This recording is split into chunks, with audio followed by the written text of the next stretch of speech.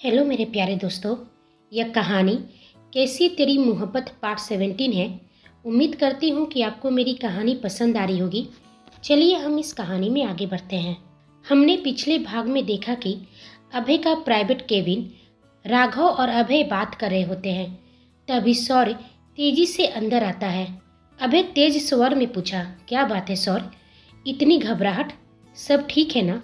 सौर्य हाँफते हुए और परेशान चेहरा के साथ बोला, भाई निराला कपूर नहीं रहा, दादाजी ने उसे मार डाला।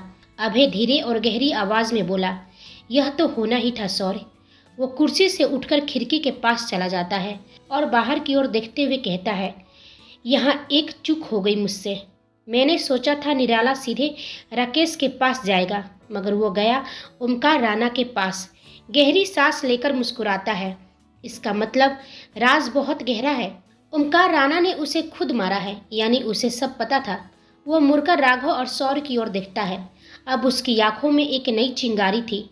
सौर्य ने कहा, भाई दादाजी के उसे मारने से पहले वो कुछ ऐसा कहने वाला था जो दादाजी को बिल्कुल नागवारा था। वो किसी राज की बात कर रहा था जो आपसे रिलेटेड है। समझ में नहीं आता है कि दादाजी ने ऐसा क्या किया है कि जिससे वो डर रहे हैं कि कहीं बाहर आ गया तो आप तूफान ला दोगे उनकी जिंदगी में। अभय की आंखें सर्द थी और उस सर्द आंखों में बहुत ऐसा कुछ छुपा था जिसे पता करना बहुत मुश्किल था। फ्लैशबैक एंड होता है। अभय यादों से बाहर आता है। उसकी आंखें लाल हो गई थी। शराब का नशा आंखों के भीतर जले जख्मों को भी नहीं भुला सका। अभय धीरे धीरे चलता है। स्टडी रूम से बाहर निकलते ही उसकी चाल कुछ धीमी थी, लेकिन चेहरे पर भाव गहरे और सख्त। वो सीधा अपने कमरे की ओर बढ़ा। जैसे ही दरवाजा खोला, एक झटका सा लगा। आध्या फर्श पर बेसुध पड़ी थी, चेहरे आंसुओं से भींगा हुआ। वो ऐसे ही फर्श पर रोते रोते सो चुकी थी। कपड़े तक नहीं बदले थे। सिंदूर उसके चेहरे पर ऐसे फैला था जैसे कोई टूटा हुआ वादा। अभय मन ही मन मुस्कुराता है। आंखों में अजीब चमक लिए, कितनी मासूम हो तुम, कितना दर्द छुपा लिया तुमने इस खामोशी में। वह उसे अपनी बाहों में उठाता है, उसकी धड़कनों को महसूस करता है और धीरे से बेड पर सुला देता है।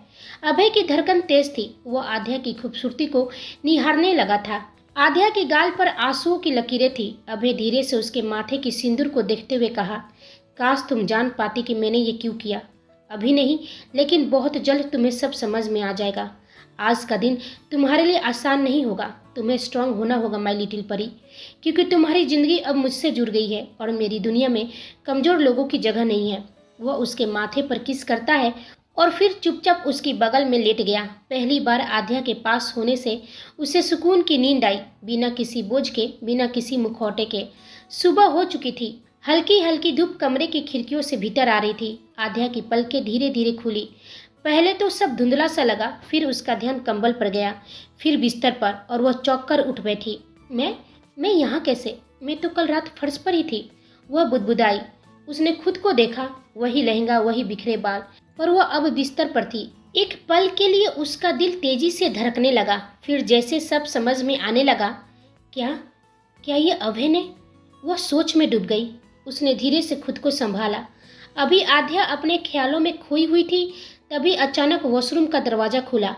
अभय बाहर आया, नंगे बदन, बस कमर पर एक सफेद टॉवल लपेटे हुए। उसके गीले बालों से टपकते पानी की बूंदें उसकी कसी हुई बॉडी पर गिर रही थी। उसकी muscular body, it pack abs और भीगती हुई त्वचा किसी रॉयल फोटोशूट जैसा दृश्य था। वह बाथरूम से निकलते ही सीधे आईने के सामने आकर खड़ा हो गया।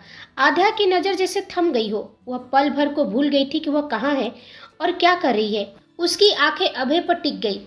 नजरें हटाना तो जैसे याद ही नहीं रहा। आईने का पोजीशन भी ऐसा था कि अभय को आध्या के चेहरे का हर भाव साफ दिखाई दे रहा था। वो हल्के से मुस्कुराता है, एक सातिर पर शरारती मुस्कान के साथ बोला, अगर तुम्हें देखना ही है तो खुलकर देखो मेरी लिटिल परी।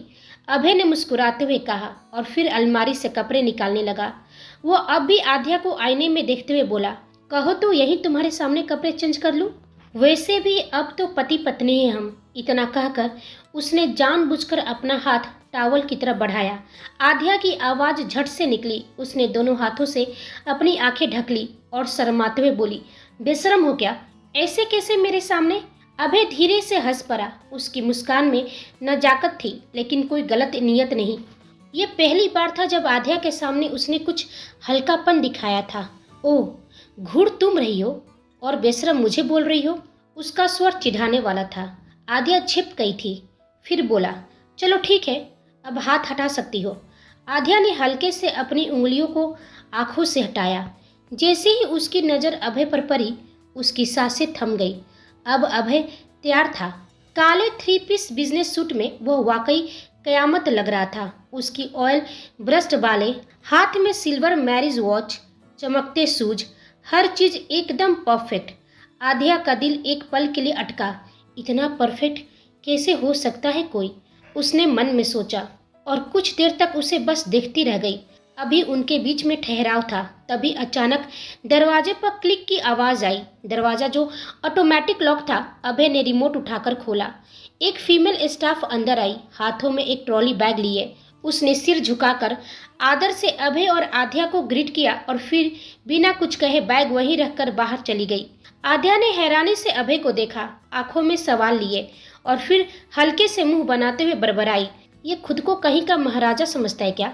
जो देखो इससे डरता है। बेचारी बिना कुछ कहे ही चली गई। पत्थर दिल है ये इंसान। अभय ने उसकी बात सुन ली और फिर बोला, इस ट्रॉली में तुम्हारे कपड़े हैं, जल्दी से तैयार हो जाओ। फिर उसकी आंखों में झांकते हुए ठहर कर कहा, आज पूरी दुनिया को पता चल जाएगा कि तुम अभय सिंह राणा की वाइफ हो। आज हम मीडिया से रूबरू होने वाले हैं। यह सुनते ही आध्या की आंखें फटी की फटी रह गई। उसकी आंखों में एक अजीब सी चमक आ गई। उसके दिल में एक उम्मीद जागी। मीडिया?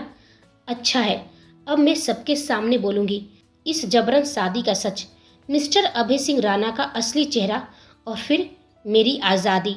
उसके मन में एक तूफान था और चेहरा उम्मीद से चमक उठा। लेकिन तभी अभय की गहरी नज़र उस पर जा ठहरी। उसकी निगाहें तलवार सी पैनी हो गई। चेहरे पर वही तिरछी ठंडी मुस्कान के साथ बोला, ऐसा सोचना भी मत माय लिटिल परी। आध्या की मुस्कान ठिठक गई। वह चौंक कर उसे देखने लगी। क्या क्या ये सच में खरूस मेरे मन की बात पढ़ ली? ओ गॉड, अब क्या करेगा?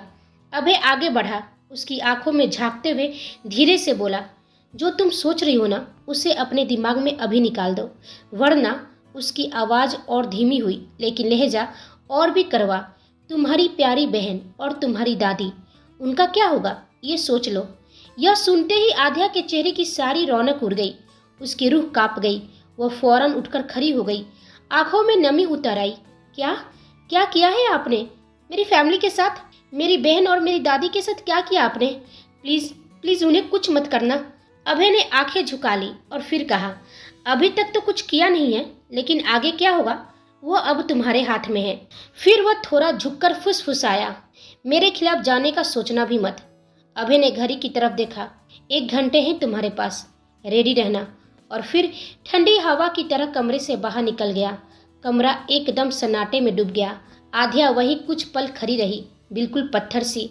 फिर उसकी आंखों में आंसू उतर आई। उसने लगेज खोला और उसमें से एक लाल रंग की साड़ी निकाली। हल्का हाथ उस साड़ी पर फिराया।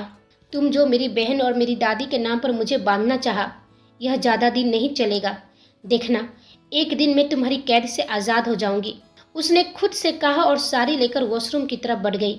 वहीं दूसरी ओर राणा मेंशन में आज एक अलग ही रौनक थी। शानदार लाइटिंग, महंगे फूलों की सजावट, यह सब इस बात का संकेत दे रही थी कि यहाँ कुछ बड़ा होने वाला है। ड्राइंग रूम में ओमकार राणा, विजेंद्र मिश्रा, मेघना के पिता और उनके परिजन साथ बैठे थे। ओमकार राणा गंभीर स्वर में बोले, आज हम दोनों परिवारों की दोस्ती को रिश्तेदारी में बदलने जा रहे हैं। अभय और मेघना की सगाई की घोषणा आज शाम की पार्टी में करेंगे। सभी मुस्कुरा उठे, लेकिन तभी अनुराग जी बोले, पिताजी, एक बार अभय से बात कर लेना उचित होगा, आखिर उसकी सगाई की बात है। ओमकार राणा हल्के से हंसे और फिर बोले, अनुराग, अभय मेरा पोता है।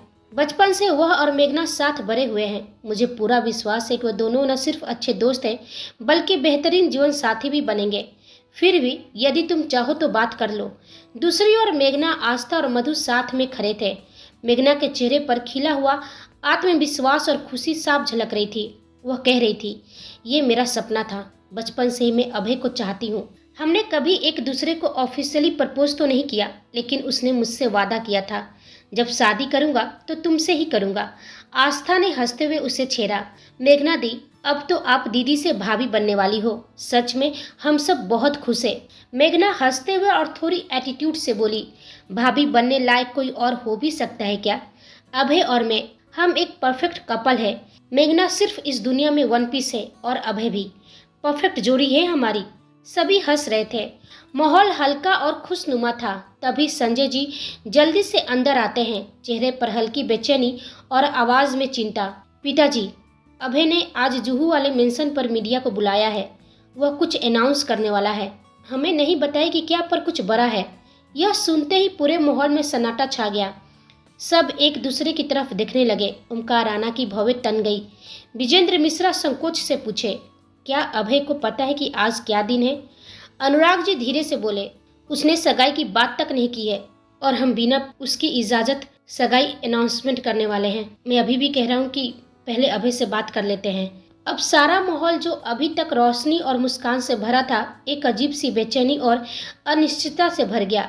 ओमकार जी ने चिंता में कहा, क्या वो सच में कुछ अनाउंस करने वाला है और हमें अभी तक कुछ पता नहीं है?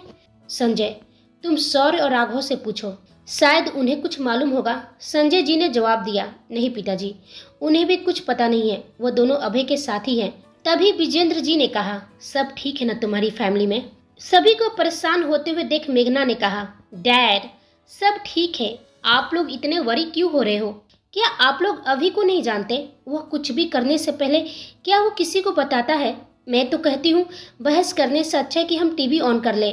शायद वह कोई नया प्रोजेक्ट या बिजनेस से जुड़ा कुछ अनाउंस करने वाला हो। आस्था ने जल्दी से टीवी ऑन किया। स्क्रीन पर लाइव टेलीकास्ट दिख रहा था। अभय के मेंशन के एंट्रेंस में मीडिया जमी थी। कैमरे, माइके और फ्लैश लाइट्स के बीच सभी उत्साहित थे। सभी के मन में एक ही सवाल था, आखिरकार आज पहली बार अभय सिंह राणा मीडिया के सामने बिना मास्क के आएंगे। हर कैमरा अभय की हर हरकत पर नजर बनाए हुए था। कुछ ही पल में दरवाजा खुला और अभय सिंह राणा एकदम ठाठ से बाहर निकला। ब्लैक 3 पीस सूट में वह राजसी और पावरफुल लग रहा था। उसके चेहरे पर कोई मास्क नहीं था, जिससे हर कोई उसकी पर्सनैलिटी साफ देख सकता था। उसके भारी कदमों की आहट से हर कोई अपनी सीट पर बैठा रह गया। कैमरे के सभी चेहरे अभय की ओर टिक गए थे। साथ में राघव और सौर्य भी थे, लेकिन उन्हें भी आज के इस अनाउंसमेंट के बारे में कुछ जानकारी नहीं थी। अभय ने मीडिया के सामने बैठकर अपनी गहरी और रोकी हुई आवाज में कहा, थैंक यू आप सबका यहाँ आने के लिए। मैं ज्यादा वक्त नहीं लूंगा आप सबका। आज मैं आप लोगों से अपनी जिंदगी की सबसे खास इंसान से मिलवाना चाहता हूँ। वही राणा मेंशन में भी सन्नाटा छा गया था। सभी की सांसें थम गई थी। तभी अभय की नजर दरवाजे की ओर उठी। उसकी नजर जैसे किसी की तलाश में हो। जैसे ही मीडिया और रिपोर्टर्स ने कैमरे और माइक उसकी दिशा में घुमाए, आध्या साड़ी में, हल्के मेकअप, मांग में सिंदूर और खुले बाल के साथ पूरी खूबसूरती से सामने आई। उसका कर्वदार फिगर और मासूमियत भरी चेहरे पर गहरी नजरें सबको मंत्रमुग्ध कर रही थी। सच में वो किसी परी से कम नहीं लग रही थी। अभय की आंखें उस पर टिकी रह गई। इधर ऋषि जो वहां मौजूद था, उसका चेहरा अचानक बदल गया। पहली नजर में ही उसे आध्या से प्यार हो गया था। आध्या के इस रूप को देखकर उसने अपनी आंखें भींच ली, जिसमें नमी उतर आई थी। राणा मेंशन में मौजूद मेघना, आस्था और मधु तीनों ने आध्या को पहचान लिया था। उनकी नजरों में नफरत और कटुता साफ झलक रही थी। वह सब सोच रहे थे कि आखिर वो यहाँ कर क्या रही है। मधु ने आस्था की ओर देखा और कहा, आस्था, यह तो वही मॉल वाली लड़की है ना, जिसकी शिकायत हम अपने भाई से करने वाले थे। अब देखो, यह भाई के साथ में है। पर क्यों? आस्था चुप थी, क्योंकि उसके सवालों का जवाब उसके पास नहीं था। अभय अचानक उठकर आध्या के पास गया और अपने हाथ को बढ़ाया। आध्या हैरानी से उसकी तरफ देखती रही, फिर समझकर अपना हाथ उसके हाथ में रख दिया। दोनों के हाथ जुड़ते ही मीडिया के कैमरे क्लिक की आवाज से गूंज उठी। उनकी जोड़ी इतनी खूबसूरत लग रही थी जैसे ये जन्मों जन्मों से बनी हो, बिल्कुल भगवान शिव और पार्वती की तरह, गौरी शंकर की जोड़ी। अभय ने गर्व से कहा, मिलिए मेरी नई नवेली दुल्हन से, मिसेज आध्या सिंह राणा, मेरी जिंदगी की सबसे खास। यह शब्द सुनते ही वहां हरकंप मच गया, जैसे किसी ने सुनामी ला दी हो। लोगों के दिलों में जिज्ञासा, खुशी और सदमे का मिश्रण था। इधर आभा और राकेश कपूर भी टीवी के सामने बैठे थे। उनकी आंखें सिकुड़ गई थी, जैसे कुछ समझ से बाहर हो। रातों रात इसने शादी कर ली और किसी को पता तक नहीं चला। अब सबके मन में एक ही सवाल था कि कौन है वो आध्या जिसे अभय सिंह राणा ने अपनी पत्नी बनाया। रिपोर्टर्स बेताब होकर सवाल करने लगे। तभी अभय ने सख्ती से कहा, मैंने आपके सवालों का जवाब देने नहीं बुलाया था, बल्कि टॉप न्यूज़ देने के लिए, ताकि आपकी टीआरपी बढ़े। अब आप लोग जा सकते हैं। मीडिया को चुपचाप वहां से हटना पड़ा। राघव और सौर्य की आंखों में भी कई सवाल थे। दोनों सोच रहे थे कि यह आखिर हुआ कब और यह शादी अचानक हुई कैसे। राणा मेंशन का माहौल जैसे ठहर से गया था। ओमकार राणा के चेहरे से हवाइयां उड़ चुकी थी। उनके जबड़े भींच गए थे। कमरे में सन्नाटा था, लेकिन भीतर सबके दिलों में बवंडर चल रहा था। मेघना सोफे पर बैठी थी। उसकी आंखों से आंसू थम नहीं रहे थे। उसका चेहरा लाल हो चुका था। वह बुदबुदा रही थी, ऐसे कैसे कर सकता है अभी, मुझे तो यकीन नहीं हो रहा है। तभी गुस्से से तमतमाते हुए विजेंद्र मिश्रा खड़े हो गए। उनकी आवाज पूरे हॉल में गूंज गई। यह सब क्या मजाक है ओमकार? अभय शादी कर लेता है और हम यहाँ उसकी सगाई तय कर रहे हैं? क्या मेरी बेटी की इज्जत का तमाशा बनाने के लिए बुलाया था हमें? ओमकार राणा सन खड़े रह गए। उन्हें धीरे से कहा, मुझे इस बारे में कुछ भी नहीं पता है विजेंद्र, सच कह रहा हूँ। मैं भी उतना ही चौंका हूँ जितना तुम, लेकिन यकीन मानो मैं इस पर अभय से बात करूंगा। विजेंद्र जी का चेहरा गुस्से से तमतमा रहा था। उनकी मुट्ठियां कांप रही थी। अब क्या बात करोगे ओमकार? उसने तो दुनिया के सामने ऐलान कर दिया, मेरी बेटी का अपमान कर दिया। अब क्या रह गया है बात करने को? वो मेघना का हाथ पकड़कर उठे और बोले, चलिए मेघना, यहाँ अब और रुकने की जरूरत नहीं है। जैसे ही वो मुड़े, ओमकार राणा की आवाज गरजी, रुको विजेंद्र, गुस्से में फैसले नहीं लिए जाते। तुम्हारी बेटी की इज्जत हमारी बेटी जैसी है। मैं खुद अभय से जवाब मांगूंगा, अभी और यहीं। उन्होंने अपने नौकर को आवाज लगाई, फोन लाओ, अभय के पास कॉल लगाओ, उसे यहाँ जवाब देना होगा। इधर अभय आध्या को लेकर मेंशन के अंदर आता है। सौर्य राघव बाहर खड़े थे। दोनों की नजरें टकराती है, जैसे कोई अनकहा सवाल एक दूसरे से पूछ रही हो। सौर्य भीतर दबे दर्द को छुपाते हुए नजरें फेर लेता है। राघव धीरे से सौर्य की पीठ थपथपाता है। इधर अंदर आध्या अपना हाथ को झटकते हुए अभय से अलग होती है और वह बोली, मुझे अपनी बहन और दादी से मिलना है। उसका हाथ झटकना अभय को गुस्सा दिला दिया था। वह कुछ कहने ही वाला होता है कि तभी उसका फोन बजता है। स्क्रीन पर ओमकार राणा का नाम चमकता है। वह सब समझ जाता है और बिना कुछ कहे तेजी से बाहर निकल जाता है। उसे जाते हुए देख आध्या गुस्से और बेचैनी में बोली, ऐसे कैसे चला गया बिना कुछ कहे? समझता क्या है खुद को? मुझे यूं ही अकेला छोड़ने वाला कौन होता है वह? फिर कुछ पल बाद उसकी आंखों में एक अजीब सी चमक आ जाती है। हल्की मुस्कान के साथ बुदबुदाती है, अच्छा मौका है यहाँ से निकलने का। इधर राणा मेंशन में अभय, सौर्य, राघव और लकी मेंशन के भीतर दाखिल होते हैं। माहौल भारी और तनावपूर्ण था। सभी नजरें अभय पर टिक जाती है। मेघना गुस्से और पीड़ा से कांपती हुई तेजी से उसके पास आकर उससे लिपट जाती है। मेघना रोते हुए बोली, क्यों अभी, क्यों किया तुमने ऐसा मेरे साथ? तुम्हें मुझसे प्यार नहीं था, यह मैं जानती थी, लेकिन तुमने कहा था ना, कहा था कि जब भी शादी करोगे मुझसे करोगे। फिर उस मामूली पिए उस लड़की से शादी कैसे कर सकते हो? अभय उसकी हालत को समझते हुए उसके कंधे पर हाथ रखता है, लेकिन उसकी आंखों में सन्नाटा और गहराई थी। वह जवाब तो नहीं दे रहा था, लेकिन उसका चेहरा जिससे बहुत कुछ कह रहा हो। मेघना अब भी अभय के गले लगी हुई थी। उसकी आंखें नम थी, लेकिन आवाज तेज और टूटी हुई। मेघना सिसकते हुए बोली, तुम जानते भी हो मैंने कितने सपने देखे थे तुम्हारे साथ। तुम्हारे नाम से अपने नाम को जोड़कर मैंने एक जिंदगी बुन ली थी। तुमने सब कुछ तोड़ दिया भी एक झटके में। अभय मेघना को खुद से अलग करता है और शांत लेकिन गहरी आवाज में बोलता है, मेघना, जो सपने तुमने देखे थे उसमें मेरा हिस्सा कभी था ही नहीं। मैंने तुमसे कभी झूठ नहीं बोला, ना वादा किया ना प्यार। मेघना के साथ साथ वहाँ सभी चौंक कर अभय को देखते हैं, लेकिन अभय को इससे कोई फर्क नहीं पड़ता है। वह जाकर सोफे पर बैठ जाता है, बिल्कुल एक रोयल अंदाज में। उसकी मुद्रा ठंडी, आंखें स्थिर और चेहरा एकदम भाव शून्य था। माहौल सन्नाटे से भरा था। सबकी निगाहें उसी पर टिकी थी। ओमकार जी गहरी सांस लेकर उसे देखते हैं। गुस्से और अफसोस के मिले जुले भाव के साथ कड़क स्वर में बोले, कभी सोचा नहीं था कि तुम कुछ ऐसा करोगे। सबका भरोसा तोड़ दोगे अभय। ओमकार राणा का हाथ उनकी छड़ी पर टिका हुआ था। उनकी आंखों में गुस्से की लहर और आवाज में ठहराव था। ओमकार राणा धीरे लेकिन भारी लहजे में फिर बोले, तुमने शादी कर ली? मतलब वजह बहुत बड़ी रही होगी, लेकिन जानते हो आज हमने सबको यहाँ क्यों बुलाया था? एक पल के लिए राणा साहब का स्वर कांपता है, फिर वह गुस्से से झंझनाते स्वर में कहते हैं, हम आज तुम्हारी और मेघना की सगाई का ऐलान करने वाले थे और तुमने सब कुछ बर्बाद कर दिया। तुम्हें अंदाजा भी है कि तुमने क्या किया है? अभय अब भी शांत बैठा था। उसकी नजरें सीधे राणा साहब की आंखों में देख रही थी, ना झुकी थी ना डरी थी, लेकिन बहुत कुछ कहती हुई। तभी सामने से विजेंद्र मिश्रा गुस्से से उबलते हुए आते हैं और तीखे शब्द में बोले, देखो अभय, अगर ये तुम्हारा कोई चाल है, कोई खेल है, तो अभी और इसी वक्त इसे बंद करो। मेरी बेटी के इमोशंस के साथ खेलने का तुम्हें कोई हक नहीं है। अब सच सच बताओ, क्यों किया है यह सब तुमने? क्यों? एक लंबा सन्नाटा छा जाता है।